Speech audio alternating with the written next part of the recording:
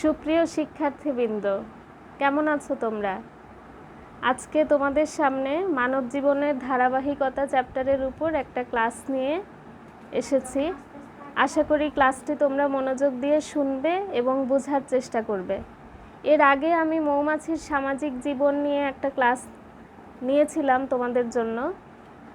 আজকে সেকেন্ড ইয়ারের সিলেবাস থেকে, অর্থাৎ দ্বাদশ শ্রেণীর সিলেবাস থেকে আমি পড়াবো। তো আজকের ক্লাসে তোমাদের স্বাগতম।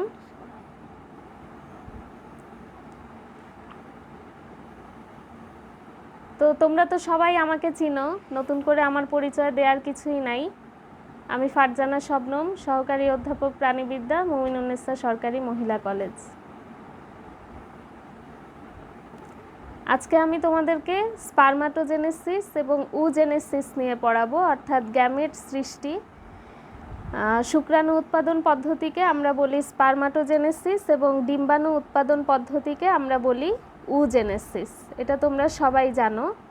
তো স্পারমাটোজেনেসিস প্রক্রিয়াটা আসলে কিভাবে ঘটে, তাই না? আমরা জানি যে পুরুষের শরীরে স্পার্ম বা শুক্রাণু তৈরি হয় এবং এটা হচ্ছে গ্যামেট কোষ, এবং এই গ্যামেট হচ্ছে দুই ধরনের, একটা হচ্ছে স্পার্ম এবং আরেকটা হচ্ছে ওভাম। এই স্পার্ম তৈরির যে প্রক্রিয়া সেটাই হচ্ছে স্পারমাটোজেনেসিস, এবং ওভাম তৈরির যে প্রক্রিয়াটা সেটা হচ্ছে উজেনেসিস। অর্থাৎ পুরুষ গোনাডে তথা শুক্রাশয়ে পুংগ্যামেট সৃষ্টির প্রক্রিয়াকে বলা হয় স্পারমাটোজেনেসিস। তো স্পারমাটোজেনেসিস প্রক্রিয়াটা হচ্ছে চারটা ভাগে বিভক্ত। একটা হচ্ছে তোমার সংখ্যা বৃদ্ধি পর্যায়, পূর্ণতা পর্যায়। এখানে কোনো বইতে চারটা ভাগে বিভক্ত করেছে, আবার কোনো বইতে তিনটা ভাগে বিভক্ত করেছে। তোমরা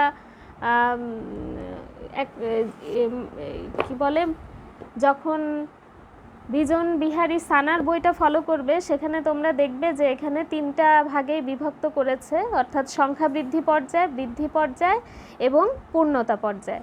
তো সংখ্যা বৃদ্ধি পর্যায়ে যে আমরা যেটা দেখি যে প্রথমে 2n নিউক্লিয়াস যুক্ত যে কোষ, সেই কোষটা হচ্ছে তোমার প্রিমোডিয়াল কোষ বলে এটাকে। এই প্রিমোডিয়াল কোষটা মাইটোসিস প্রক্রিয়ায় বিভাজিত হয়ে অসংখ্য ডিপ্লয়েড কোষ উৎপন্ন করে আর বিভাজিত হতে পারে না, এবং সৃষ্ট এই কোষগুলোকে বলা হয় হচ্ছে স্পারমাটোগোনিয়া। যেটা হচ্ছে স্পারমাটোগোনিয়া বলে, ওটা হচ্ছে 2n, অর্থাৎ দুইটা নিউক্লিয়াস থাকে, নিউক্লিয়াস যুক্ত, অর্থাৎ 2n নিউক্লিয়াস যুক্ত। তারপরে জার্মিনাল কোষ বিভাজিত হয়ে তোমার দুইটা ভাগে বিভক্ত হয়, দুইটা থেকে চারটা থেকে 8টা, এভাবে করে ক্রমান্বয়ে বিভাজিত হতে থাকে। যেখানে ক্রোমোজোমের সংখ্যা থাকবে 2n, সেটাই হচ্ছে তোমার সংখ্যা বৃদ্ধি পর্যায়। এভাবে ক্রমান্বয়ে সংখ্যা বৃদ্ধি পর্যায়ে বৃদ্ধি পেতে থাকবে, যেখানে ক্রোমোজোমের সংখ্যা থাকবে 2n। তারপরে এই 2n ক্রোমোজোম যুক্ত নিউক্লিয়াসকে আমরা বলবো হচ্ছে স্পারমাটোগোনিয়াম, এবং স্পারমাটোগোনিয়ামগুলি পরবর্তীতে পুষ্টি গ্রহণ করে বিপুল পরিমাণ পুষ্টিদ্রব্য সঞ্চয় করে যখন স্ফীত হয়ে উঠবে, বিভাজন ক্ষমতা অর্জন করবে, তখন তাকে আমরা বলি হচ্ছে প্রাইমারি স্পারমাটোসাইট, যেখানেও কিন্তু 2n সংখ্যক ক্রোমোজোম থাকবে। আচ্ছা, তারপরে এই পূর্ণতা প্রাপ্তি দশার মধ্যে একটি প্রাইমারি স্পারমাটোসাইট 2n থেকে দুটি ধাপে 4টি স্পারমাটিড উৎপন্ন করে। অর্থাৎ এই প্রাইমারি স্পারমাটোসাইট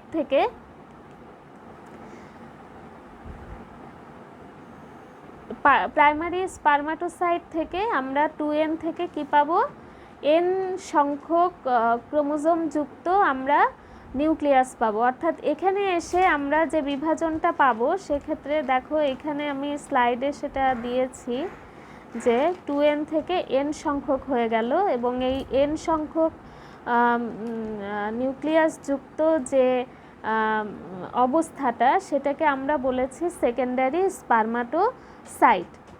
তারপরে পূর্ণতা প্রাপ্তির দ্বিতীয় যে পর্যায়, অর্থাৎ পূর্ণতা প্রাপ্তি দশার দ্বিতীয় পর্যায়ে প্রত্যেকটি সেকেন্ডারি স্পারমাটোসাইট দ্বিতীয় মায়োটিক বিভাজনের মাধ্যমে দুটি স্পার্মাটিড উৎপন্ন করবে, অর্থাৎ প্রথমে যে মিওসিস 1 হবে এবং পরবর্তীতে মিওসিস 2 হবে। মিওসিস 2 থেকে তোমার উৎপন্ন হবে হচ্ছে n সংখ্যক সেকেন্ডারি স্পার্মাটোসাইট, এবং তারপরে সেকেন্ডারি স্পার্মাটোসাইট থেকে তোমার উৎপন্ন হবে স্পার্মাটিড, এবং এই স্পার্মাটিড পরবর্তীতে রূপান্তরিত হয়ে তোমার স্পার্ম বা শুক্রাণু তৈরি হবে।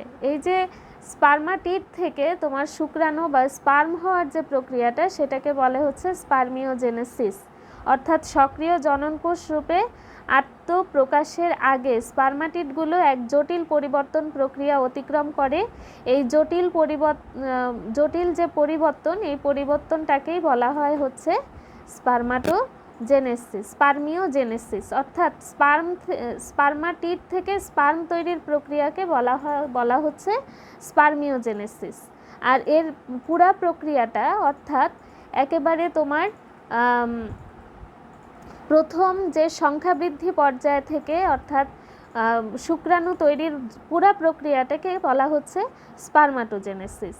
আর তোমার স্পার্মাটিড থেকে স্পার্ম তৈরির যে প্রক্রিয়াটা, সেটাকে বলা হচ্ছে স্পার্মিওজেনেসিস। অনেক সময় তোমাদের এটা কিন্তু ভাইভাতেও জিজ্ঞেস করা হয়, আবার পরীক্ষাতেও জ্ঞানমূলকেও তোমাদের এরকমভাবে আসতে পারে যে স্পার্মাটোজেনেসিস কি, স্পার্মিওজেনেসিস কি।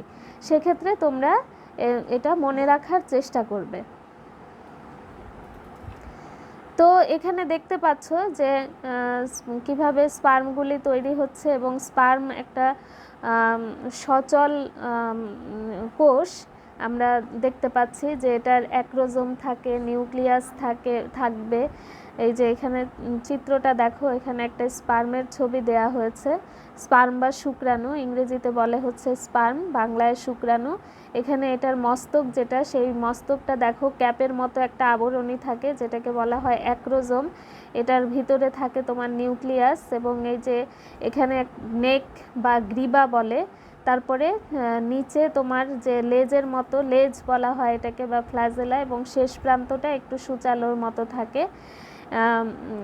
একটা স্পার্মাটোজেনেসিস, একটা স্পার্মে আমরা এই জিনিসগুলি আমরা দেখতে পাই। যেটার প্রথম অংশটা বললাম যে অ্যাক্রোজোম বা মস্তক, এটা শুক্রাণুর সামনের যে নিউক্লিয়াসবাহী যে স্ফীত অংশটা, এখানেই শুক্রাণুর নিউক্লিয়াস অবস্থিত।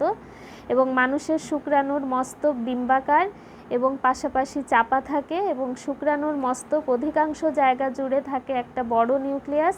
সাইটোপ্লাজমের পরিমাণও এখানে সামান্য থাকে।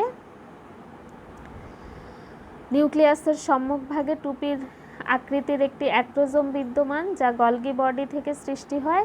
অ্যাক্রোজোম টিস্যু বিগলনকারী এনজাইমে পূর্ণ থাকে, অর্থাৎ এর যে মাথায় যে ক্যাপের মতো একটা অংশ দেখতে পাচ্ছ অ্যাক্রোজোম, সেটা টিস্যু বিগলনকারী এনজাইম থাকে, যার সাহায্যে সে খুব সহজেই ডিম্বাণুর মধ্যে ঢুকে যেতে পারে। এরপরে যে অংশটা, সেটাকে বলা হচ্ছে গ্রীবা। শুক্রাণুর মস্তক ও মধ্যখণ্ডের সংযোগস্থলে ছোট সরু স্বচ্ছ অংশকে বলা হয় গ্রীবা। এখানে একটি প্রক্সিমাল সেন্ট্রিওল নিউক্লিয়াসের কাছাকাছি থাকে। কাজ হচ্ছে এটার, গ্রীবার কাজ হচ্ছে মস্তক এবং মধ্যখণ্ডকের মধ্যে সংযোগ স্থাপন করে। আর গ্রীবা অঞ্চলের প্রক্সিমাল সেন্ট্রিওল নিউক্লিয়াসের সাথে ডিম্বাণুর অভ্যন্তরে প্রবেশ করে জাইগোটের প্রথম বিভক্তিকে ত্বরান্বিত করে। এরপরে যে মধ্যখণ্ড বলা হচ্ছে, অর্থাৎ গ্রীবার যে পরবর্তী যে অংশটা, সেটা হচ্ছে সাইটোপ্লাজম, মাইটোকন্ড্রিয়া ও অক্ষীয় সূত্রে গঠিত গ্রীবার পরবর্তী লম্বা ও সামান্য স্ফীত অংশ, এটাই হচ্ছে মধ্যখণ্ড। অক্ষীয় সূত্র ও তার চারপাশে সাইটোপ্লাজমীয় আবরণ মিলে মধ্যভাগের কেন্দ্রীয় মজ্জা বরাবর এটা গঠিত হয়, এবং এর পশ্চাৎ প্রান্তে একটি গাঢ় রিংয়ের মতো অংশ দেখা যায়, গঠন দেখা যায়, একে রিং সেন্ট্রিওল বলে। এবং মধ্যখণ্ডের সাইটোপ্লাজমে অসংখ্য মাইটোকন্ড্রিয়া দেখা যায়। তোমরা এই স্লাইডটাতে একটু ভালো করে খেয়াল করো, এখানে দেখতে পাবে এই যে মিডল স্পেসটা এখানে খুব ভালো করে দেখানো হয়েছে। হেডের পরে নেক, নেকের পরে তোমার মধ্যখণ্ডটা এখানে খুব সুন্দর করে দেখানো হয়েছে। এর কাজ হচ্ছে মাইটোকন্ড্রিয়া ফ্লাজেলাম সঞ্চালনের জন্য প্রয়োজনীয় শক্তির যোগান দিয়ে থাকে। এরপরে যে অংশটা নিচে সেটা হচ্ছে লেজ বা ফ্লাজেলাম। মধ্যখণ্ডের পরবর্তী লম্বা সরু যে চাবুকের মতো যে অংশটা সেটাই হচ্ছে তোমার লেজ বা ফ্লাজেলাম। একটি শুক্রাণুর এটা দীর্ঘতম অংশ আসলে।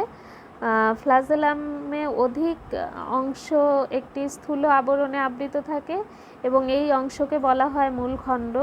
ফ্লাজেলামের শেষে সামান্য অনাবৃত অংশ থাকে, অর্থাৎ প্লাজমা পর্দা থাকে না, একে শেষ প্রান্তও বলা হয়ে থাকে। অর্থাৎ এই যে একটা পাতলা পর্দা দেখা যাচ্ছে, তোমরা খেয়াল করো, এই পাতলা পর্দার নিচের যে অংশটা সেটা অনাবৃত থাকে, অর্থাৎ প্লাজমা পর্দা থাকে না ফ্লাজেলামের শেষ প্রান্তে। এই শেষ প্রান্তটাই হচ্ছে তোমার ফ্লাজেলামের শেষ প্রান্ত, ঠিক আছে? অর্থাৎ এটা প্লাজমা পর্দা দিয়ে আবৃত থাকে না। এটাই হচ্ছে মানুষের শুক্রাণুর গঠন। আর স্পারমাটোজেনেসিস প্রক্রিয়ায় কিভাবে শুক্রাণু তৈরি হয় সেটা তোমরা জানলে। এরপরে আমরা উজেনেসিস প্রক্রিয়াটা জানবো। উজেনেসিস হচ্ছে ডিম্বাণু উৎপাদনের প্রক্রিয়া, সেটাই হচ্ছে উজেনেসিস। এখানে একটি মাত্র ডিম্বাণু তৈরি হয়। আমরা শুক্রাণুর ক্ষেত্রে অসংখ্য শুক্রাণু উৎপন্ন হয়, শুক্রাণুর সংখ্যা অনেক, লক্ষ লক্ষ শুক্রাণু তৈরি হতে পারে, কিন্তু ডিম্বাণু একটিই তৈরি হয়। অর্থাৎ দেখো তোমরা এখানে যে একটি জননাঙ্গ তথা ডিম্বাশয়ে স্ত্রী গ্যামেট সৃষ্টির যে প্রক্রিয়া সেটাই হচ্ছে তোমার উজেনেসিস। এবং উজেনেসিস প্রক্রিয়ায় দুইটা প্রধান অংশ, একটা হচ্ছে উটিড সৃষ্টি এবং উটিড থেকে ডিম্বাণু সৃষ্টি। তো উটিডটা কিভাবে সৃষ্টি হয়? এখানে 2n সংখ্যক নিউক্লিয়াসযুক্ত জার্মিনাল এপিথেলিয়াম কোষ থেকে ডিম্বাণু উৎপন্ন হয়, তাদেরকে প্রিমোডিয়াল কোষ বা জনন মাতৃকোষ বলে। এই স্ত্রী জনন অঙ্গের অভ্যন্তরে ডিপ্লয়েড প্রিমোডিয়াল কোষ থেকে মাইটোসিস ও মিওসিস বিভাজনের মাধ্যমে হ্যাপ্লয়েড কোষ উৎপন্ন হয়, সেটাকেই বলা হয় হচ্ছে উটিড। এখন উটিড সৃষ্টির যে প্রক্রিয়াটা সেটা তিনটা প্রাথমিক ধাপে, পর্যায়ক্রমিক ধাপ দ্বারা বিভক্ত। আমরা শুক্রাণু সৃষ্টির প্রক্রিয়ায় আমরা দেখেছি তিনটা ধাপ। এখানেও ঠিক একইভাবে তিনটা ধাপ, অর্থাৎ প্রথমে সংখ্যা বৃদ্ধি পর্যায়, তারপরে বৃদ্ধি পর্যায় এবং তারপরে পূর্ণতা পর্যায়। তো সংখ্যা বৃদ্ধি পর্যায়ে উজেনেসিসের জন্য জার্মিনাল এপিথেলিয়ামের কিছু প্রিমোডিয়াল কোষ বড় আকার ধারণ করে এবং বারবার মাইটোসিস প্রক্রিয়ায় বিভাজিত হয়ে অসংখ্য ডিপ্লয়েড কোষ তৈরি করে। অর্থাৎ সংখ্যা বৃদ্ধি পর্যায়ে কি হবে, যে বারবার তারা বিভাজিত হতে থাকবে, সেটা মাইটোসিস প্রক্রিয়ায় তারা বিভাজিত হয়ে তারা ডিপ্লয়েড কোষ উৎপন্ন করবে এবং সৃষ্ট এই কোষগুলো পরবর্তীতে আর বিভাজিত হতে পারে না এবং এই ডিপ্লয়েড কোষগুলোকে বলা হয় হচ্ছে উগোনিয়া।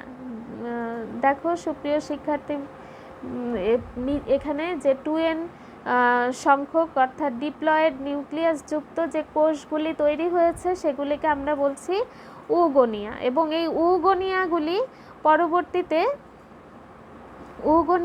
পরবর্তীতে কি করছে, পুষ্টিদ্রব্য সঞ্চয় করছে, ব্যাপক পরিমাণে পুষ্টিদ্রব্য সঞ্চয় করে আকারে বড় হচ্ছে, সেটাকে আমরা বলছি বৃদ্ধি পর্যায়।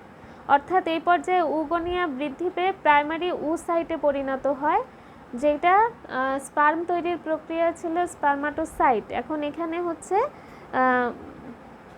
ওখানে যেটা তৈরি হচ্ছিল স্পার্মাটোসাইট, এখানে তৈরি হচ্ছে উসাইট। কিভাবে উসাইট তৈরি হচ্ছে, পুষ্টিদ্রব্য সঞ্চয় করে আকারে বড় হচ্ছে। তারপরে বৃদ্ধি পর্যায়ে প্রাইমারি উসাইটের সাইটোপ্লাজম ও নিউক্লিয়াসে ব্যাপক পরিবর্তন ঘটবে এবং প্রাইমারি উসাইটগুলো স্নেহ ও আমিষ সঞ্চয় করে কুসুম তৈরি করবে, যেটাকে আমরা ডিম কি বলে, আমরা তো ডিম সবসময় দেখি, ডিমের যে কুসুম সেরকম কুসুম তৈরি করবে। এবং বৃদ্ধি পর্যায়ে প্রাইমারি উসাইটের নিউক্লিয়াসে নিউক্লিওপ্লাজমের পরিমাণ বেড়ে যাওয়ায় নিউক্লিয়াসটি আকারে বেশ বড় হয় এবং একে জার্মিনাল ভেসিকল বলে। তারপরে দেখো পূর্ণতা প্রাপ্তি দশায় কি হবে, প্রথম এবং দ্বিতীয় মাইটোটিক বিভাজনের সমন্বয়ে পূর্ণতা পর্যায়ে গঠিত এই পর্যায়ে প্রাইমারি উসাইট 2n থেকে 2টি ধাপে 4টি উটিড উৎপন্ন করে। অর্থাৎ এই অবস্থায় যে তোমার 2n ডিপ্লয়েড ভেঙে হ্যাপ্লয়েডে পরিণত হয়, অর্থাৎ n সংখ্যক নিউক্লিয়াস বহন করে। ঠিক আছে, অর্থাৎ এখানে কি হবে, এখানে প্রথমে মায়োটিক বিভাজনের মাধ্যমে প্রাইমারি উসাইটের নিউক্লিয়াস বিভক্ত হয়ে দুইটা অপত্য নিউক্লিয়াস গঠন করে, কিন্তু অসম সাইটোকাইনেসিসের ফলে দুটি অসমান হ্যাপ্লয়েড কোষের সৃষ্টি হয়, যার ফলে একটি বড় কোষ এবং প্রায় অসম্পূর্ণ সাইটোপ্লাজম ও কুসুম বহন করে। বাকিরা এরূপ কোষকে বলে সেকেন্ডারি উসাইট, অর্থাৎ n সংখ্যক নিউক্লিয়াস বহন করে এবং অন্যটি শুধুমাত্র নিউক্লিয়াস নিয়ে গঠিত। একে প্রথম পোলার বডি বলে। অর্থাৎ প্রথমে যেটা n সংখ্যক নিউক্লিয়াস এবং তোমার পুষ্টিদ্রব্য সহ সাইটোপ্লাজম কুসুম সহ যেটা আকারে বৃদ্ধিপ্রাপ্ত হয় সেটাই হচ্ছে সেকেন্ডারি উসাইট, এবং বাকি যে ছোট ছোট শুধুমাত্র নিউক্লিয়াস যুক্ত সেগুলি হচ্ছে তোমার পোলার বডি, যেগুলি কিন্তু আকারে আর বড় হয় না, ওগুলি ধীরে ধীরে নষ্ট হয়ে যায়। ঠিক আছে, ওগুলি ধ্বংস হয়ে যায়, নষ্ট হয়ে যায়, শুধুমাত্র একটি ডিম্বাণুই পরবর্তীতে পুষ্টিদ্রব্য সঞ্চয় করে সেটা টিকে থাকে। তাহলে আমরা এখানে দেখতে পাচ্ছি যে অসম সাইটোকাইনেসিসের ফলে দুটি অসমান হ্যাপ্লয়েড কোষের সৃষ্টি হয়, যার ফলে কি হয়, একটি কোষ বড় এবং প্রায় সম্পূর্ণ সাইটোপ্লাজম ও কুসুম বহন করে। অর্থাৎ যেটা তোমার ডিম্বাণু সৃষ্টি হবে সেটা কি হবে, সেটা আকারে বড় হবে, নিউক্লিয়াস এবং কুসুম সাইটোপ্লাজম নিয়ে গঠিত হবে, আর এরূপ কোষকেই সেকেন্ডারি উসাইট বলা হচ্ছে। আর অন্যটি শুধুমাত্র নিউক্লিয়াস নিয়ে গঠিত হবে, একে বলা হবে প্রথম পোলার বডি। তারপরে পূর্ণতা প্রাপ্তি দশার দ্বিতীয় পর্যায়ে যে দ্বিতীয় মাইটোটিক বিভাজনের মাধ্যমে হ্যাপ্লয়েড সেকেন্ডারি উসাইট থেকে দুইটি অসমান কোষের সৃষ্টি হয়, যার ফলে একটি বড় কোষ সক্রিয় এবং প্রায় সম্পূর্ণ সাইটোপ্লাজম এবং কুসুম বহন করে। এরূপ কোষটি হলো উটিড এবং অন্যটি ছোট নিষ্ক্রিয় শুধুমাত্র নিউক্লিয়াস নিয়ে গঠিত, একে দ্বিতীয় পোলার বডি বলে। এবং এই প্রথম পোলার বডি বিভক্ত হয়ে আরও দুইটি পোলার বডি তৈরি করতে পারে এবং তা সাধারণত ধ্বংসপ্রাপ্ত হয়। এবং পূর্ণতা পর্যায়ে মায়োটিক বিভাজনের মাধ্যমে একটি প্রাইমারি উসাইট থেকেই একটি সক্রিয় ডিম্বাণু এবং 3টি পোলার বডি উৎপন্ন হয়। পরবর্তীতে পোলার বডিগুলি বিনষ্ট হয়। তাহলে শিক্ষার্থী বৃন্দ, তোমরা দেখতে পাচ্ছ যে একটা মাত্র ডিম্বাণুই টিকে থাকবে আর বাকিগুলি পোলার বডি হিসাবে নষ্ট হয়ে যাবে। অর্থাৎ এখানে অসম সাইটোকাইনেসিস ঘটে, এখানে ওই যে শুধুমাত্র নিউক্লিয়াসই থাকছে এবং তার সাথে কোনো সাইটোপ্লাজম থাকছে না, পরবর্তীতে ওই কোষগুলি আর টিকে থাকতে পারছে না। এখন উটিড থেকে ডিম্বাণু সৃষ্টি, এখানে কি যৌন প্রজননক্ষম জীবের স্ত্রী জনন কোষ হলো ডিম্বাণু। উটিড বিভিন্ন পরিবর্তনের মাধ্যমে সক্রিয় ডিম্বাণুতে পরিণত হয়। এখন এই ডিম্বাণুতে যে পরিণত হয় সেই ডিম্বাণুর গঠনটা আমরা জানবো, যে আমাদের মানুষের দেহে যে ডিম্বাণু, সেই ডিম্বাণুটা কি কি অংশ নিয়ে গঠিত। তোমরা এই স্লাইডে দেখতে পাচ্ছ যে ডিম্বাণুতে কি কি অংশ থাকে। দেখো যে ডিম্বাণুর উপ্লাজম, নিউক্লিয়াস ও সাইটোপ্লাজম নিয়ে গঠিত হয়। নিউক্লিয়াস ও সাইটোপ্লাজম, ডিম্বাণুর সাইটোপ্লাজম দানাদার থাকবে এবং এর ভিতরে সঞ্চিত খাদ্যবস্তু হিসাবে কুসুম বা ইয়ক তারপরে রাইবোজোম, গলজি বডি, মাইটোকন্ড্রিয়া এগুলি থাকবে। সাইটোপ্লাজমে সেন্ট্রিওলের উপস্থিতিও লক্ষ্য করা যায়। এরপরে ডিম্বাণুর নিউক্লিয়াস প্রায় গোলাকার, এতেও এবং এখানে এক বা একাধিক নিউক্লিওলাস, হ্যাপ্লয়েড সংখ্যক ক্রোমোজোম, মানুষের ক্ষেত্রে সাধারণত 23টি থাকে, এরকম থাকবে। এবং তারপরে যেটা থাকবে সেটা হচ্ছে প্লাজমা মেমব্রেন। দেখো এই যে এখানে যে পাতলা পর্দাটা, প্রতিটা কোষেই প্লাজমা মেমব্রেন থাকে। এখানেও যেহেতু ডিম্বাণু একটা হ্যাপ্লয়েড কোষ, সেক্ষেত্রে হ্যাপ্লয়েড কোষের ক্ষেত্রে অবশ্যই প্লাজমা মেমব্রেন তো থাকবেই। তার পরিণত ডিম্বাণুর উপ্লাজম একটি পাতলা প্লাজমা মেমব্রেন দ্বারা বেষ্টিত থাকে এবং এটা প্রোটিন এবং লিপিড দ্বারা গঠিত।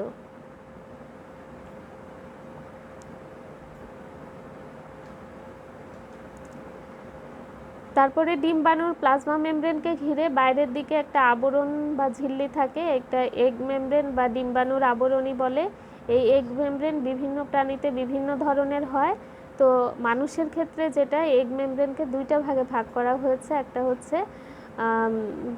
প্রাইমারি এগ মেমব্রেন আর হচ্ছে করোনা রেডিয়াটা। তো করোনা রেডিয়াটা থাকবে বাইরের দিকে। প্রাইমারি এগ মেমব্রেন এটা ডিম্বাশয়ে থাকাকালীন সময়ে ওসাইট থেকে যে মেমব্রেন গঠিত হয় তাকে প্রাইমারি এগ মেমব্রেন বলে এবং বিভিন্ন প্রাণীর ক্ষেত্রে এ মেমব্রেন বিভিন্ন নামেই পরিচিত হয়। তো স্তন্যপায়ী প্রাণীর ডিমে এটা হচ্ছে জোনা পেলুসিডা নামে পরিচিত, যেটা আমাদের মানুষের ক্ষেত্রে এটা জোনা পেলুসিডা নামেই পরিচিত। পতঙ্গ, মোলাস্কা, উভচর পাখির ডিমে এই মেমব্রেনটি ভাইটেলিন মেমব্রেন, ইউরোকর্ডেট এবং মাছে কোরিয়ন বা জোনা রেডিয়াটা নামে পরিচিত, কিন্তু আমাদের ক্ষেত্রে জোনা পেলুসিডা নামেই পরিচিত। এরপরে করোনা রেডিয়াটা ডিম্বাশয় থেকে যখন এটি মুক্ত হবে, মুক্ত হওয়ার সময় জোনা পেলুসিডার সাথে এক স্তর ফলিকল কোষ যুক্ত থাকে এবং একে করোনা রেডিয়াটা বলে। অর্থাৎ জোনা পেলুসিডা অর্থাৎ বাইরের যে আবরণটা, তোমার এগ মেমব্রেনের যে বাইরের আবরণটা, সেটাই হচ্ছে জোনা পেলুসিডা। এবং এর সাথে যে তোমার বিভিন্ন কোষগুলি বা ফলিকল কোষগুলি যে যুক্ত থাকবে, এই ফলিকল কোষযুক্ত যে আবরণটা, এটাকেই বলছে করোনা রেডিয়াটা। ডিম্বাণু ডিম্বনালীতে প্রবেশের পর এটি খসে পড়ে। তো দেখতে পাচ্ছ তোমরা ডিম্বাণুর গঠনে ভিতরে নিউক্লিয়াস, বাইরে হচ্ছে ফলিকল কোষের যে সেলগুলি, ফলিকল সেলগুলি, এই যে এখানে দেখা যাচ্ছে। অর্থাৎ করোনা রেডিয়াটা বলছে যে জোনা পেলুসিডার সাথে যে ফলিকল সেলের যে মেমব্রেনটা থাকে সেটাকেই বলছে হচ্ছে করোনা রেডিয়াটা, যেটা ডিম্বনালীতে প্রবেশের পর এটা খসে পড়ে। তো সাধারণত বিভিন্ন প্রাণীর ডিম্বাণুর আকার আকৃতিতে পার্থক্য রয়েছে। স্তন্যপায়ী প্রাণীদের ডিম্বাণু অনেক ছোট। মানুষের একটি স্বাভাবিক ডিম্বাণুর ব্যাস 0.14 মিলিমিটার, ঠিক আছে, কিন্তু সেই তুলনায় হাঙর এবং পাখির ডিম্বাণু যথেষ্ট বড় হয়। কিন্তু মানুষের ক্ষেত্রে, স্তন্যপায়ী প্রাণীর ক্ষেত্রে ডিম্বাণুর আকৃতি তাদের তুলনায় ছোট হয়।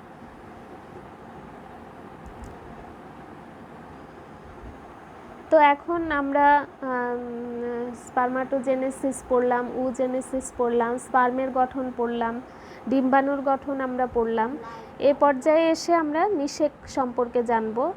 নিষেক আসলে স্তন্যপায়ী প্রাণীর একটি জটিল প্রক্রিয়া। সেক্ষেত্রে স্পার্ম এবং ডিম্বাণু দুইটা একত্রিত হয়ে জাইগোট সৃষ্টি করার যে প্রক্রিয়াটা, সেটাকেই বলে নিষেক। তো নিষেক সৃষ্টির প্রক্রিয়াটা আসলে বেশ গুরুত্বপূর্ণ এবং একটা জটিল প্রক্রিয়া এবং বেশ ইন্টারেস্টিং প্রক্রিয়াও বলা চলে। তো এই সময়ে আমরা তো মানে পরবর্তীতে আমরা পড়ব রজচক্র, তারপরে এখানে যে স্ত্রী প্রজনন তন্ত্রের গঠন, পুরুষ প্রজনন তন্ত্রের গঠন, ওই চ্যাপ্টারগুলি আমরা এখনও পড়িনি। তবে পর্যায়ক্রমিকভাবে ওই চ্যাপ্টারগুলিও, ওই টপিকসগুলিও আমরা পড়ব। তো এখানে আমরা নিষেক প্রক্রিয়াটা পড়তে হলে আমাদের যেটা জানতে হবে সেটা হচ্ছে আমাদের রজচক্রের 14 দিনের পূর্বে 14 দিন পূর্বে যে কোনো একটি ডিম্বাশয় থেকে একটি ডিম্বাণু ফেলোপিয়ান টিউবে আসে। ফেলোপিয়ান টিউব অর্থাৎ ডিম্ব নালীতে আসে। এ সময় ফেলোপিয়ান নালীতে নিক্ষিপ্ত অনেক শুক্রাণু ডিম্বাণুর নিকটে এসে ডিম্বাণুর গাত্রে সংলগ্ন হয়। এই প্রক্রিয়াটাকে বলা হয় হচ্ছে অ্যাগ্লুটিনেশন।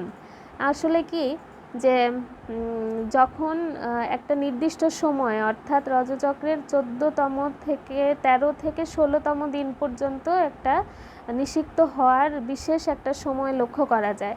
এই সময়ের মধ্যে যদি কোনো শুক্রাণু ডিম্বাণুর সংস্পর্শে আসে তবে সেটা নিষিক্ত হবে, এবং নিষিক্ত হতে হলে একটা মাত্র শুক্রাণুই একটি মাত্র ডিম্বাণুকে ওই একটি ডিম্বাণুকেই নিষিক্ত করতে পারবে। আদারওয়াইজ একটা দ্বারা যদি সে নিষিক্ত হয়ে যায় তাহলে অন্য শুক্রাণু আর এখানে কিছুই করতে পারে না। তো এখানে কি হয় যে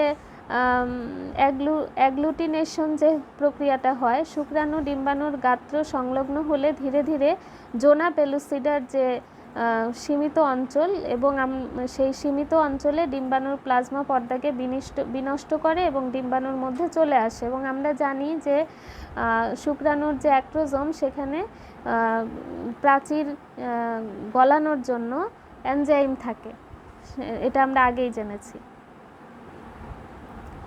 ফেলোপিয়ান নালীতে ডিম্বাণুর মধ্যে ডিম্বাণুর নিউক্লিয়াস এবং শুক্রাণুর নিউক্লিয়াস পরস্পর মিলিত হয়ে একটি ডিপ্লয়েড জাইগোট গঠন করে। আমরা জানি শুক্রাণু এবং ডিম্বাণু দুইটাই হচ্ছে হ্যাপ্লয়েড, এবং এই হ্যাপ্লয়েড নিউক্লিয়াস যুক্ত দুইটা কোষ একত্রিত হয়ে পরবর্তীতে ডিপ্লয়েড কোষ গঠন করে। এটা যদি না হতো তাহলে কি হতো? তাহলে দেখা যেত যে মানব থেকে দানব তৈরি হচ্ছে, তাই না? অর্থাৎ 2n হয়ে তখন 4n হয়ে যেত। কিন্তু সৃষ্টির ভারসাম্যতা রক্ষার জন্যই এখানে বিভাজন ঘটে, n সংখ্যক মিলিত হয়ে আবার 2n সংখ্যক হয়।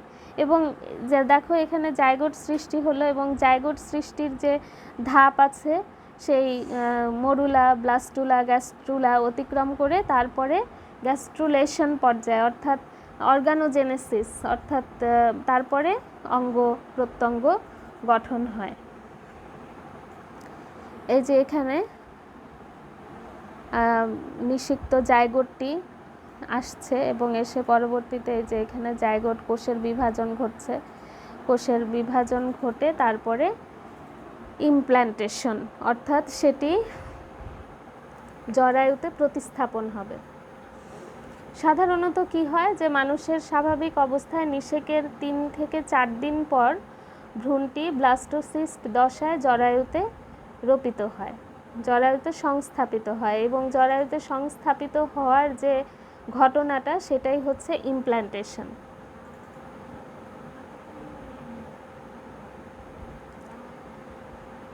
তো ইমপ্ল্যান্টেশন প্রক্রিয়াটা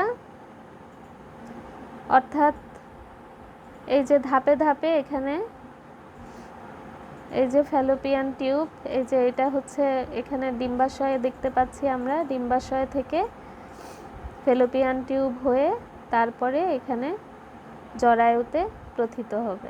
এখানে জরায়ুতে প্রথিত হলো, সংস্থাপিত হলো। এই সংস্থাপন হওয়ার প্রক্রিয়াটিও এখানে দেখানো হয়েছে। এই স্লাইডে তোমরা আরও ভালো করে দেখতে পাচ্ছ।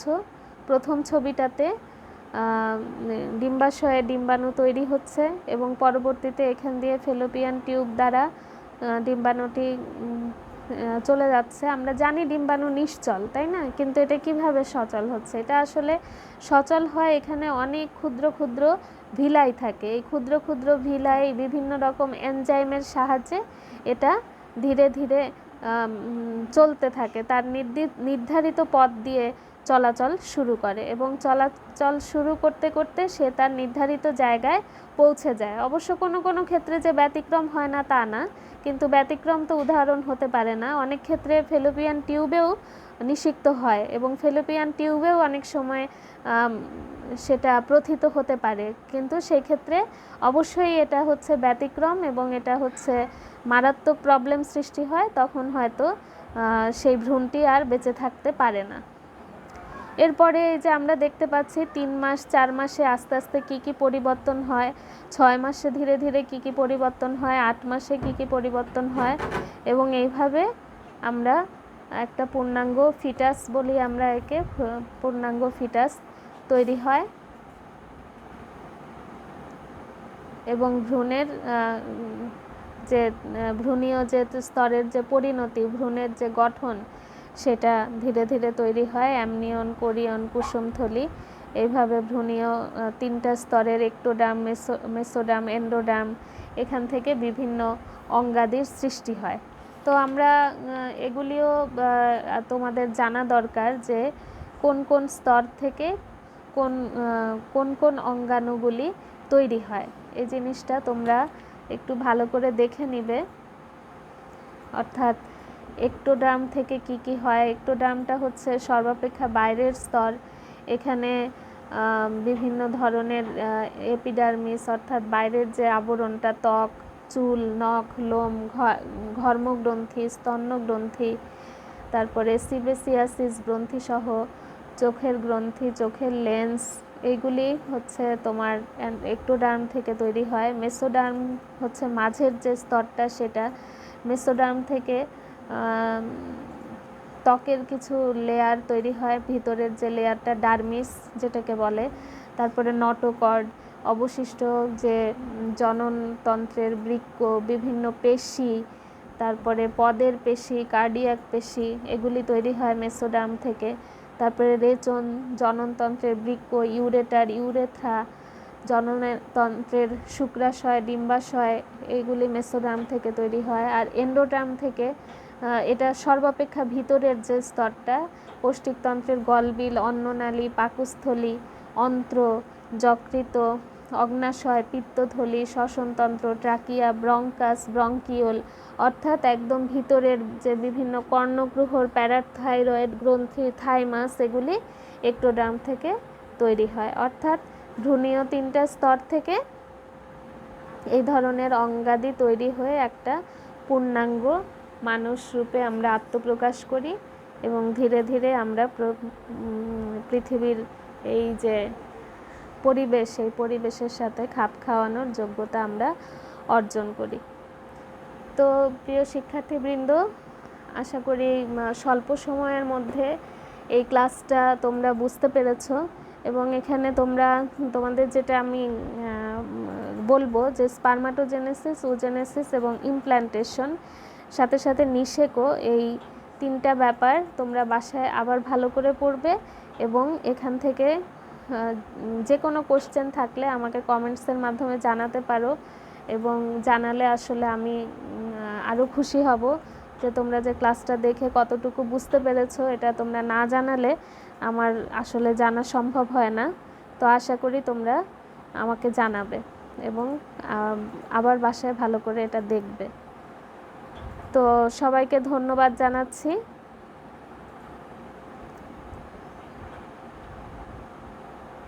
আল্লাহ হাফেজ।